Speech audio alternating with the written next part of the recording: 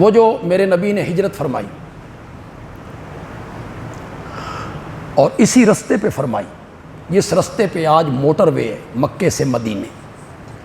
پہلے راستہ اور تھا بدر والا، مکے سے مدینہ جانا ہوتا تو بدر کے راستے سے جاتے، وہ پرانا راستہ ہے. اب یہ نیا موٹر وے یہ عین اس رستے پہ بنائی گئی جس رستے پہ میرے نبی نے ہجرت فرمائی.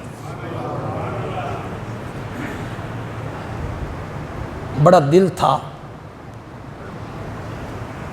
کہ کبھی بسوں کے محتاج نہ ہوتے یا ٹیکسیوں کے محتاج نہ ہوتے تو راستے میں ام معبد کے گھر کو بھی دیکھ کے جو اس سڑک کے کچھ فاصلے پر تھا، اور میرے آقا اس کی جھونپڑی میں تشریف لے گئے.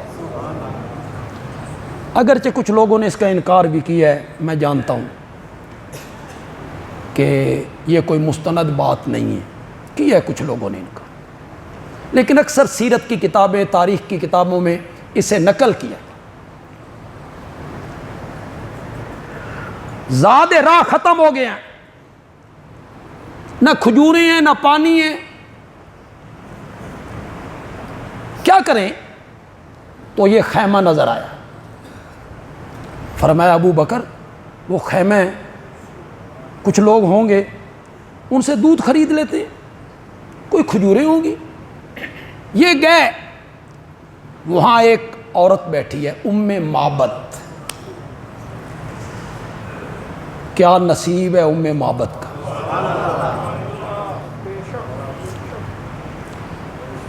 بھوکے ہیں، طلب ہے کھانے کی، کوئی چیز ہے آپ کے پاس، ویسے دے دیں یا بیچ دیں.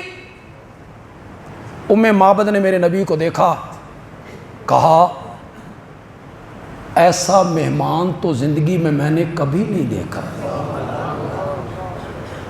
لیکن آج ہی گھر میں بوریا نہ ہوا، نہ کھجوریں ہیں نہ دودھ ہے.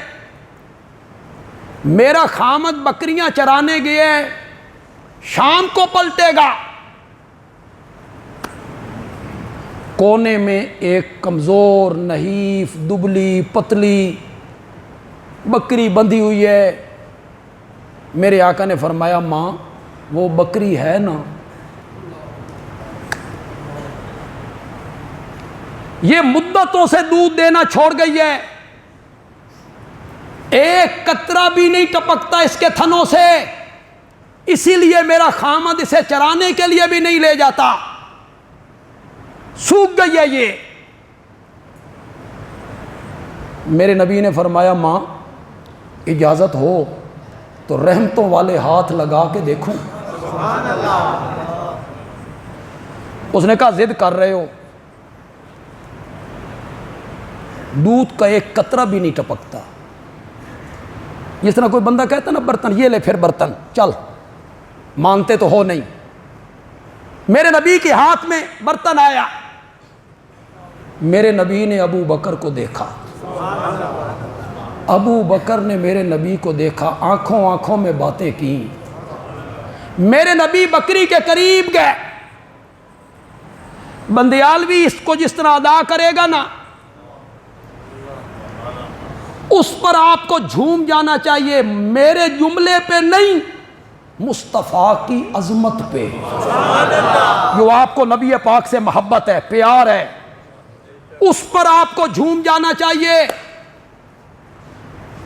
جب میرے نبی اس بکری کے قریب گئے نا اور تھنوں پہ ہاتھ رکھا تو اس کے تھنوں سے دودھ اس طرح بہنے لگا جس طرح ساون کے مہینے میں بارش برسا کرتی ہے. ام معبد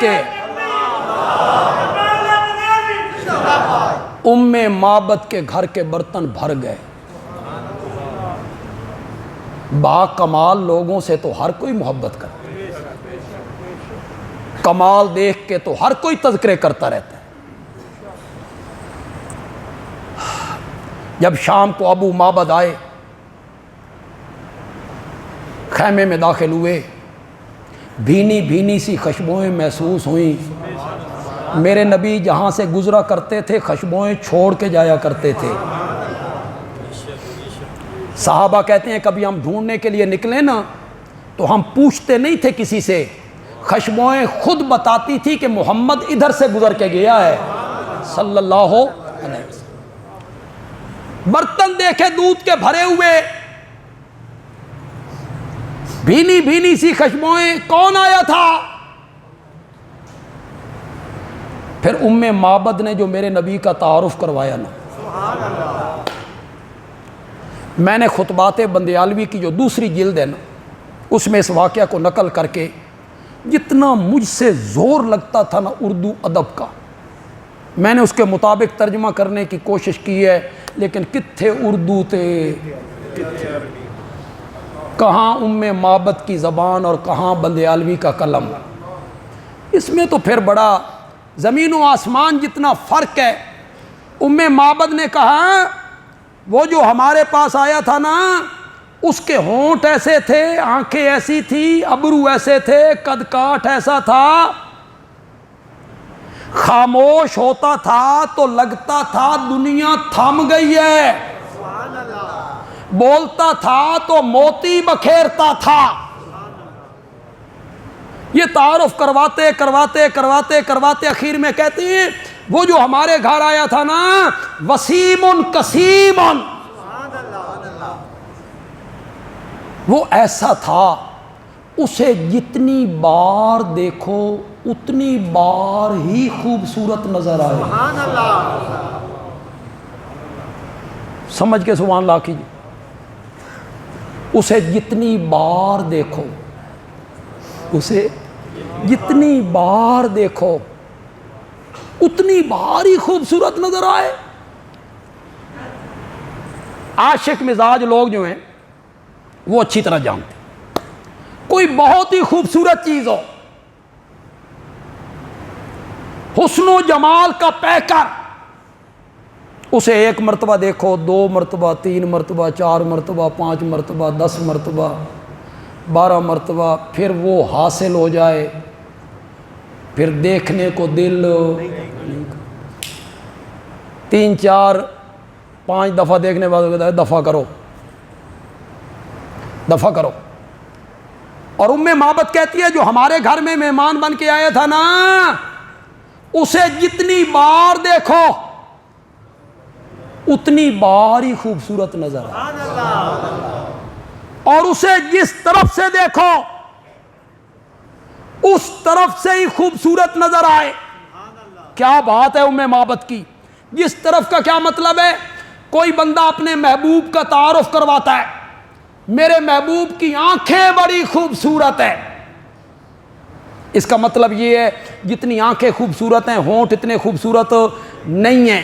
دوسرا بندہ کہتا ہے میرے محبوب کے ہونٹ بڑے خوبصورت ہیں، اس کا مطلب یہ ہوا جتنے ہونٹ خوبصورت ہیں اتنی آنکھیں خوبصورت نہیں ہیں۔